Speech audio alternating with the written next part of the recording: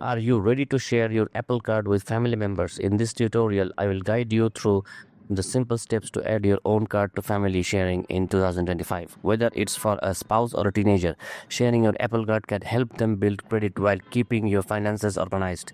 Let's dive in. Open the Wallet app. Start by launching the Wallet app on your iPhone. Make sure your device is updated to at least iOS 14.6. Select your Apple Card. Tap on your Apple Card to access its settings. Access settings. Look for the black ellipsis button, 3 dots in the top right corner and tap it. Share your card. Under the People section, select Share My Card. Choose a family member. Tap Continue and select someone from your family sharing group. If they are not listed, you can tap Invite people to family sharing to add them. Set spending limits. Once you have selected a person, tap Add as Participant and choose a transaction limit from options ranging from no limit to $250. Send the invitation. Tap Next and wait for the recipient to accept your invitation.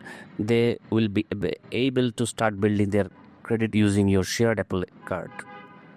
And that's it. You have successfully added a family member to your Apple Card sharing plan.